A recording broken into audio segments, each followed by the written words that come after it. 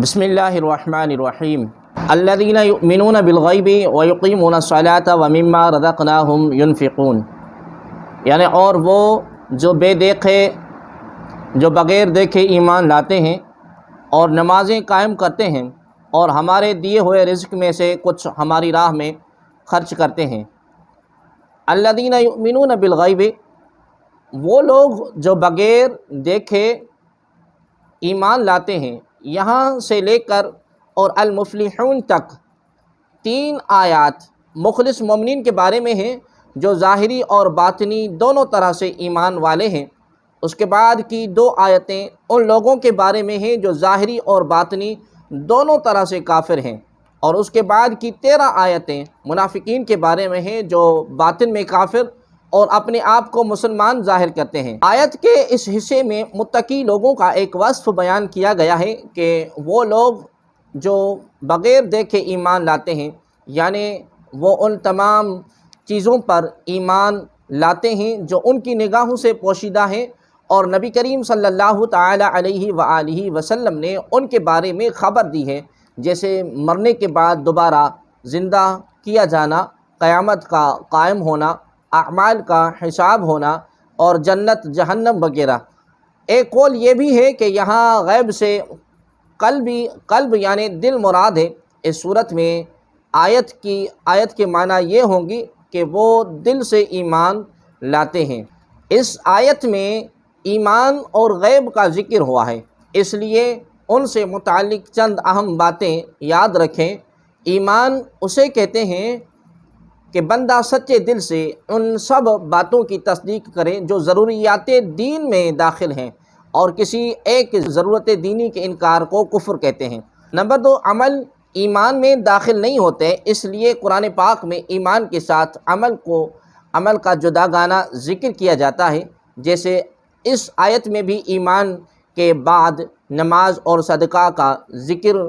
علیحدہ طور پر کیا گیا ہے۔ نمبر 3، غیب وہ ہے جو ہم سے پوشیدہ ہو اور ہم اپنے حواس جیسے دیکھے، چھونے وغیرہ سے اور بدیہی طور پر عقل سے اسے معلوم نہ کر سکیں۔ نمبر 4، غیب کی 2 قسمیں ہیں، نمبر 1 جس کے حاصل ہونے پر دلیل نہ ہو، یہ علم غیب ذاتی ہے اور اللہ تبارک و تعالیٰ کے ساتھ خاص ہے، اور جن آیات میں غیر اللہ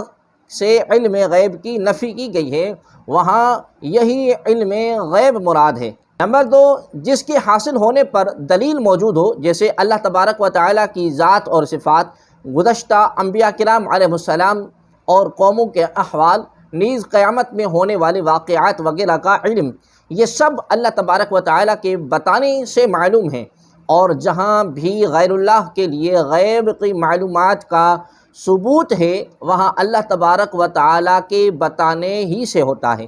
نمبر 5، اللہ تبارک و تعالیٰ کے بتائے بغیر کسی کے لیے ایک ذرے کا بھی علم غیب ماننا قطعی کفر ہے۔ نمبر 6، اللہ تبارک و تعالیٰ اپنے مقرب بندوں جیسے انبیاء کرام علیہ السلام، اولیاء اعظام رحمۃ اللہ تعالی علیہم پر غیب کے دروازے کھولتا ہے، جیسا کہ قرآن کریم اور حدیث میں ہے۔ اس موضوع پر انشاءاللہ العزیز مزید کلام سورہ آل عمران کی آیت نمبر 179 میں ہم عرض کریں گے۔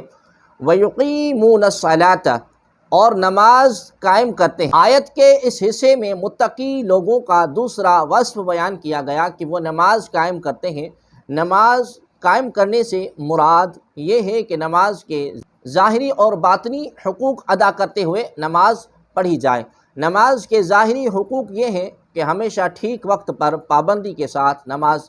پڑھی جائے، اور نماز کے فرائض، سنن، مستحبات کا خیال رکھا جائے، اور تمام مفسدات اور مکروہات سے بچا جائے۔ جبکہ باطنی حقوق یہ ہیں کہ آدمی کو غیر اللہ کے خیال سے فارغ کر کے ظاہر اور باطن کے ساتھ بارگاہ حق میں متوجہ ہو،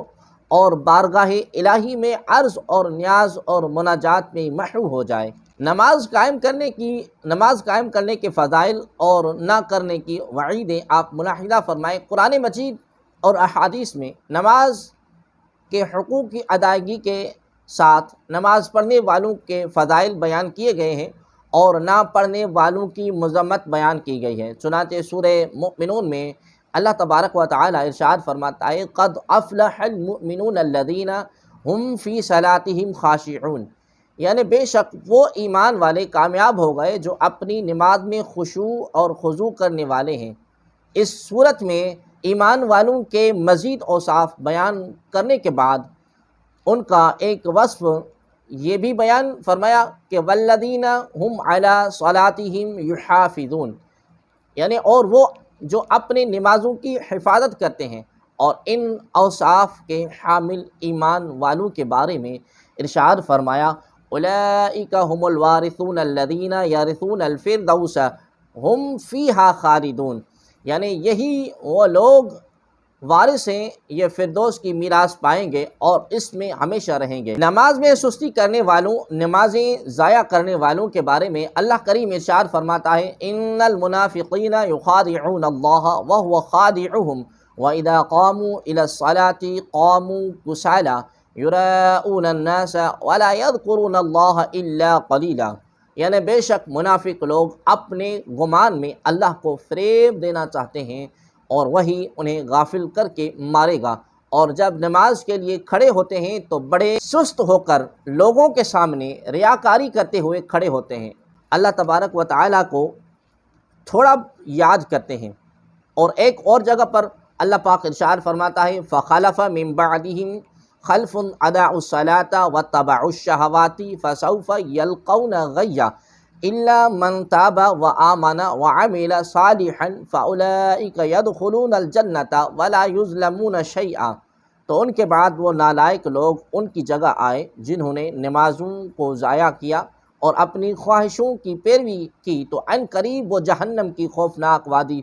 غی سے جا ملیں گے، مگر جنہوں نے توبہ کی اور ایمان لائے اور نیک کام کیے تو یہ لوگ جنت میں داخل ہوں گے اور ان پر کوئی زیادتی نہیں کی جائے گی۔ حضرت سیدنا عثمان رضی اللہ تعالی عنہ سے روایت ہے کہ سرکار دو عالم صلی اللہ تعالی علیہ وآلہ وسلم نے ارشاد فرمایا جس نے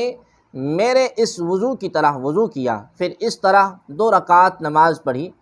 کہ ان میں خیالات نہ آنے دے تو اس کے پچھلے تمام گناہ بخش دیے جائیں گے۔ حضرت عقبہ بن عامر رضی اللہ تعالی عنہ سے روایت ہے سید المرسلین صلی اللہ تعالی علیہ وآلہ وسلم نے ارشاد فرمایا جو بھی مسلمان اچھے طریقے سے وضو کرتا ہے پھر کھڑے ہو کر اس طرح